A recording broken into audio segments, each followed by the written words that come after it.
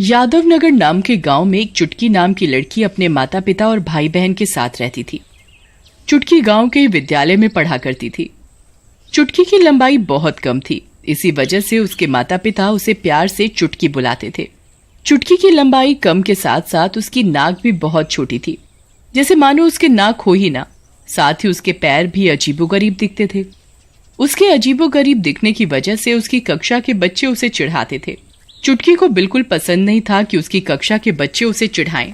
एक दिन चुटकी ने परेशान होकर ये बात अपने घर आकर अपने माता पिता को बताई, परंतु चुटकी के माता पिता ने उसकी बातों पर ज्यादा ध्यान नहीं दिया और उसे ही समझाया कि बच्चे खेल खेल में मजाक करते हैं, ऐसे छोटी छोटी बातों को दिल पर ना लगाए। देखते ही देखते चुटकी को ये बातें बहुत परेशान करने लगी और वो अंदर ही अंदर बहुत घुटने लगी। एक दिन चुटकी स्कूल से वापस आ रही थी, तभी रास्ते में पीपल का पेड़ दिखाई दिया। वो पेड़ के नीचे बैठ गई और बहुत जोर जोर से रोने लगी। मैं ऐसी क्यों हूँ? मेरी लंबाई इतनी कम क्यों है? मुझे सब बच्चे इतना चिढ़ाते हैं। मुझे बिल्कुल नहीं पसंद। मेरा भी बहुत मन करता है सब बच्चों के साथ खेलने का, पर कोई मुझे नहीं खिलाता। चुटकी रो ही रही होती है, तभी पीपल के पेड़ के अंदर से एक चुड़ैल निकल कर आती है। चुड़ैल को देखकर चुटकी बहुत डर जाती है।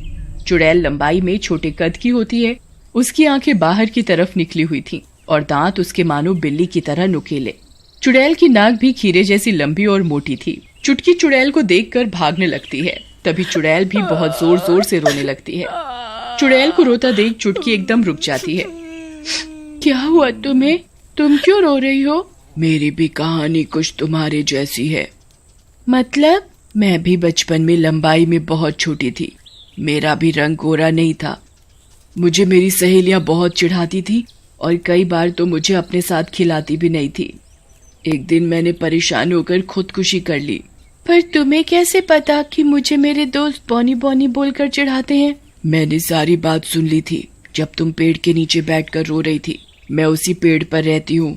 मेरा उस पीपल के पेड़ पर ही वास है। चुटकी चुड़ैल को रोते रोते सारी बात बताती है।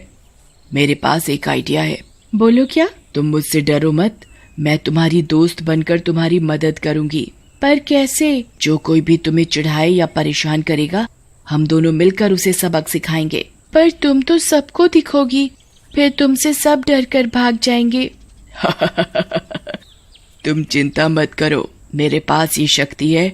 मैं उसी को दिखाई दूंगी जिसको मैं चाहती हूँ।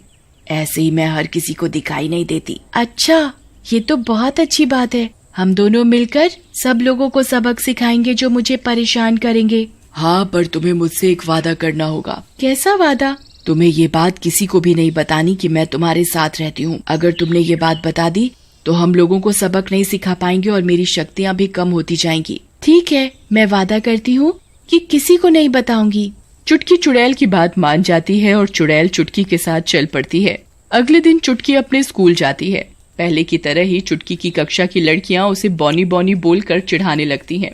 ए चुटकी, बॉनी बॉनी, ए बॉनी, चुटकी बॉनी। मुझे परेशान मत करो, ये किसी को चिढ़ाना कोई अच्छी बात नहीं है। हमें मत सिखा हमें क्या करना है। आई बड़ी, चल बॉनी कहेंगी। अरे इसकी नाक तो देखो, इसकी नाक इतनी छोटी है। बल्कि है ही नहीं, पता नहीं ये सांस भी कैसे लेती है। ये सब बोलकर चुटकी की सारी सहेलियां हंसने लगती हैं।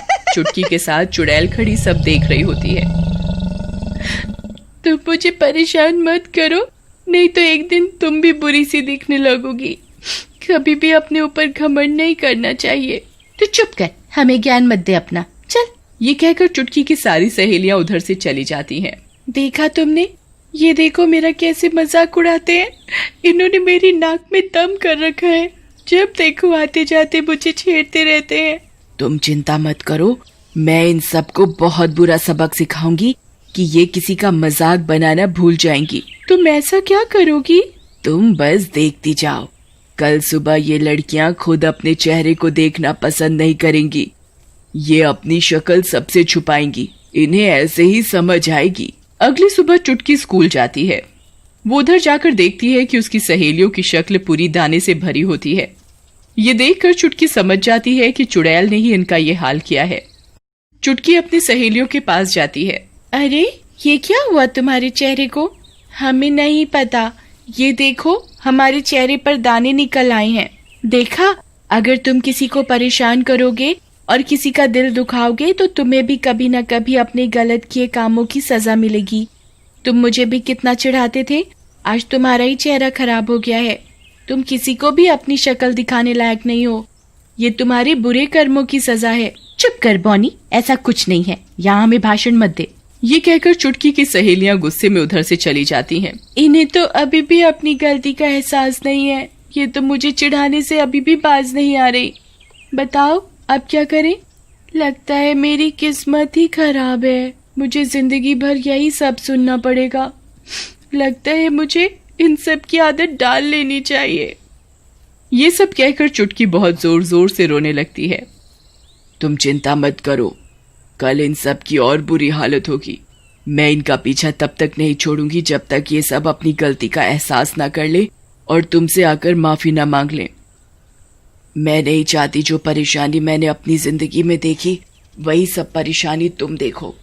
तुम चिंता मत करो, सब कुछ ठीक हो जाएगा। चुटकी अगले दिन सुबह फिर से स्कूल जाती है। वहां जाकर वो देखती है कि उसकी सहेलियों की तो बहुत ही बुरी हालत हो गई होती है। दानों के साथ साथ किसी का मुंह बिल्कुल काला हो गया होता है, तो किसी के दांत टूट गए होते हैं, तो किसी के बाल ही उड़ गए होते हैं। चुटकी अपनी सहेलियों के पास फिर से जाती है। अरे ये तुम सबने अपना क्या हाल बना लिया है? चुटकी, तुम शायद सही कह रही थी, हम तुम्हारे साथ बहुत गलत बर्ताव कर रहे थे, इसी चक्कर में हमें अपने कर्मों की सजा मिल रही है। हम तुम्हें रोज छेड़ते थे, हमने नहीं सोचा कि तुम्हें कैसा लगता होगा। हाँ, मुझे बहुत दुख होता था जब जब तुम मुझे चिढ़ाते थे। मेरा भी मन करता था मैं तुम्हारे साथ खेलूं, पर तुम मुझे अपने साथ नहीं खिलाते थे। हमें माफ कर दो चुटकी, हम कभी ऐसा नहीं करेंगे, बाकी हम अपनी सजा तो भुगत ही रहे हैं। चुटकी की सहेलियां चुटकी से माफी मांग ही रही होती हैं, तभी स्कूल की और लड़कियां उसकी सहेलियों को आकर चिढ़ाने लगती हैं और उनके ऊपर जोर जोर से हंसने लगती हैं। स्कूल की लड़कियों के चिढ़ाने से चुटकी की सहेलियां बहुत जोर जोर से रोने लगती हैं। अरे ये हमने क्या किया, हमारे साथ ही इतना बुरा हो गया। हमने किसी की आत्मा को दुखाया है, इसका पाप हमें मिल रहा है, हम कभी ऐसा नहीं करेंगे। ये सब बोलकर चुटकी की सहेलियां उधर से चली जाती हैं। देखा, अब इन्हें पता लगा किसी को दुखी करने का इंतजाम। ये तुम्हारा दिल कितना दुखाती थी, अपने ऊपर बात आई तो एक दिन में ही परेशान हो गई। हाँ, पर मुझे अच्छा नहीं लग रहा अपनी सहेलियों को परेशान देखकर। तुम इन्हें ठीक कर दो। नहीं, आज नहीं, इन्हें मैं कल सुबह तक ही ठीक करूंगी। इन्हें इनकी गलती का एहसास तो हो, ये एक दिन तो ऐसे बिता कर देखे। ठीक है, पर याद से तुम कल इन सबको ठीक कर देना। ठीक है। अगले दिन चुटकी फिर से स्कूल जाती है, तब वो उधर अपनी सहेलियों को बिल्कुल ठीक हालत में देखती है। तभी चुटकी की सहेलियां उसके पास आती हैं। चुटकी, देखो हम ठीक हो गए, हम ठीक हो गए, हमने कल तुमसे माफी मांगी और पता नहीं कैसे हम एकदम से ठीक हो गए। अरे ये तो अच्छी बात है, चलो हम सब मिलकर खेलते हैं अब। चुटकी अपनी सहेलियों के साथ खेलने लगती है और उसे फिर से कोई नहीं चिढ़ाता।